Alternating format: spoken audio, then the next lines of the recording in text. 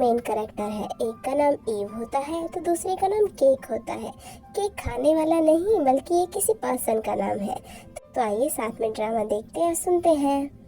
Episode की शुरुआत में ईव को दिखाया जाता है जो स्कूल जाने के लिए रेडी हो रहा होता है, जो मन ही मन कहता है कि मैंने अपनी सिस्टर की मैगजीन में एक आर्टिकल पढ़ा था जिसमें पहले पैर की सक्सेसफुल होने की पॉसिबिलिटी के बारे में लिखा था।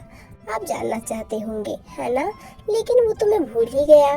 बस मुझे एक ही चीज़ याद है और वो है नंबर 12%। फिर वो रेडी होके नीचे जाता है। उसकी मॉम कहती है कि कितनी बार बोला है मैंने तुम्हें कि सीढ़ियों पर जो है भागा मत करो, इससे तुम्हें चोट लग सकती है। ये लो, मैंने तुम्हारे लिए स्टिकी राइस बनाया है, और हाँ, केक के लिए भी कुछ लेते हुए जाना।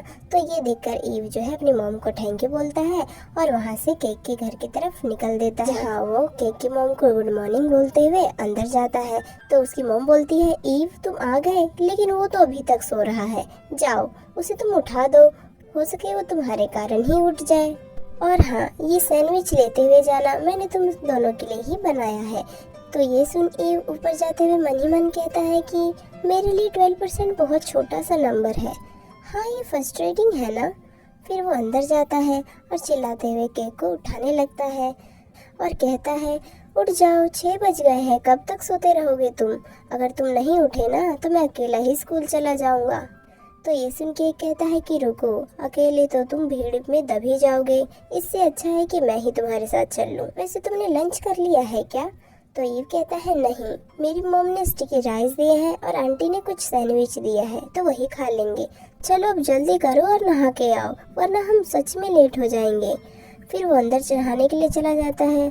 फिर इधर ईव मन ही मन कहता है कि हाँ, माना कि 12% कम है, लेकिन इसमें भी ज़्यादा चांसेस होते हैं। मैंने सुना है कि पहला प्यार असंभव को भी संभव कर दिखाता है।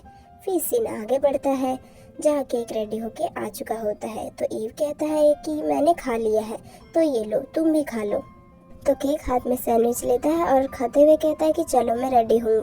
तो ईव उसे रोकते हुए कहता है कि रुको, तुम पहले प्रॉपर रेडी तो हो जाओ। और ये शर्ट तुमने कैसे पहन रखी है, इसे अंदर तो कर लो, गैंगस्टर लग रहे हो बिल्कुल तुम इसमें। तो केक कहता है कि वो तो मैं स्कूल में कर लूँगा। तो ये सुन ईव कहता है कि तुम हमेशा स्कूल्स के रूल तोड़ते रहते हो, तभी आंटी तुम्हें डांटती रहती है। तो केक कहता है, अरे उसके लिए मॉम बहुत है, अब तुम शुरू मत हो जाओ। तो ये सुन ईव कहता है कि चलो ठीक है, लेकिन तुमने अपने मैथ का होमवर्क तो किया है ना?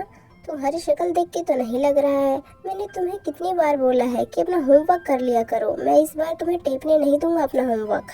ये कहते हुए वो बाहर निकलता है और फिर से कहता है कि तुम होमवर्क करने की बजाय अपना कॉमिक पढ़ते रहते हो।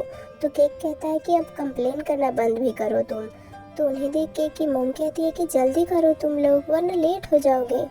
फिर वो दोनों वहाँ से निकल जाते हैं। थोड़ी देर बाद वो दोनों बस स्टॉप पे नजर आते हैं, जहाँ केक को बच्चों की तरह खाता देख ईव कहता है कि क्या अब तुम बच्चों की तरह खा रहे हो, लाओ मैं पोंछ देता हूँ तुम्हारा मुंह। फिर वो उसका मुंह पोंछने लग जाता है। तभी वहाँ पे बस आ जाती है। फिर दोनों वो बस में चढ़ जाते हैं। थोड़ी देर बाद केक के फेस पे पसीना आने लगता है। तो उसे देख ईव कहता है कि तुम्हें कितना पसीना आ रहा है, ये लो, मेरे बैग में एक टिश्यू पेपर होगा, उसे निकाल कर अपना मुँह पोंछ लो। तो केक फिर टिश्यू पेपर निकाल कर अपना मुँह पोंछता है। तभी अचानक ब्रेक लगता है।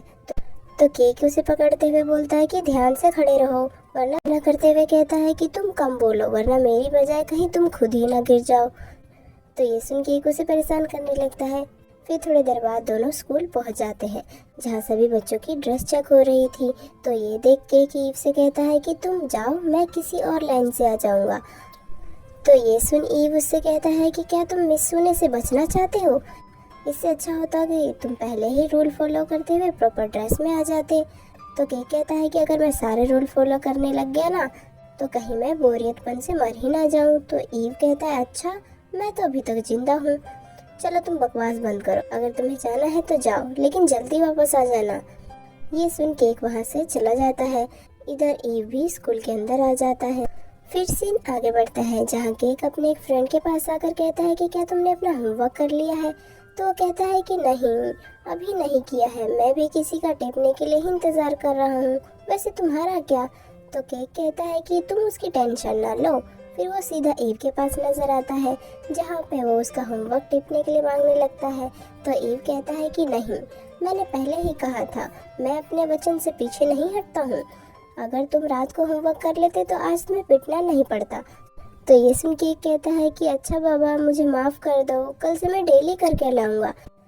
फिर वह उसके कंधों पे अपना सिर रखता है और कहता है कि मेरे प्यारे ईव, चलो अब दिखा भी दो, तुम अपने प्यारे दोस्त को पिटते हुए थोड़ी देखना चाहोगे। तो ईव फिर उसकी बातों में आ जाता है और उसे अपना होमवर्क निकाल के दे देता है। तो ये देख के एक मन ही मन कहता है, ये मैंने कर दिखाया। फिर वो वहीं पे बैठकर होमवर्क करने लगता है। तो ये देख ईव उससे कहता है कि जाओ कहीं और जाकर लिखो।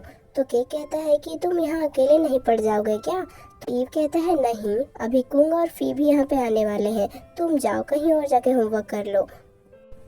तो केक कहता है कि चलो ठीक है, अगर तुम अनकंफर्टेबल फील कर रहे हो तो मैं चला ही जाता हूँ। फिर वो वहाँ से चला जाता है। थोड़ी देर बाद सभी प्रेयर की लाइन में बैठे नजर आते हैं, जहाँ फी कुंग और ईव से कहता है कि क्या तुमने अपना होमवर्क कर लिया है। तो कुंग कहता है हाँ, मैंने तो कर लिया है। फिर ईव कहता है कि हाँ, मैंने भी कर लिया है, लेकिन मेरी नोटबुक केक के पास है। इधर केक अभी भी लाइन में बैठा होमवर्क टेप कर रहा होता है। तभी कुंग ईव से कहता है कि जब तुम दोनों साथ में पढ़े हुए हो, इतने अच्छे दोस्त हो, तो स्कूल में साथ में नजर क्यों नहीं आते हो। तो ये सुन ईव कहता है कि ऐसी बात नहीं है, अब हमें भला हमेशा साथ रहने की क्या जरूरत है। फिर ईव केक को देखते हुए उसके साथ अपने पहले के पलों को याद करते हुए कहता है कि हम दोनों का घर बिल्कुल पास में ही है, परिवार में भी काफ़ी ज़्यादा गहरी दोस्ती है। जब मैं पैदा हुआ था तो केक मेरा वहीं इंतज़ार कर रहा था। हम साथ बड़े हुए, साथ चलना सीखा, साथ नहाए, साथ खाए, यहाँ तक कि साथ में स्कूल भी जाते थे। इस कारण हम दोनों में काफ़ी गहरी दोस्ती है। ऐसा मानो कि वो मेरी ज़िंदगी बन गया हो और मैं उसकी। लेकिन जब मैं बड़ा हुआ मुझे एहसास हुआ कि बाहरी दुनिया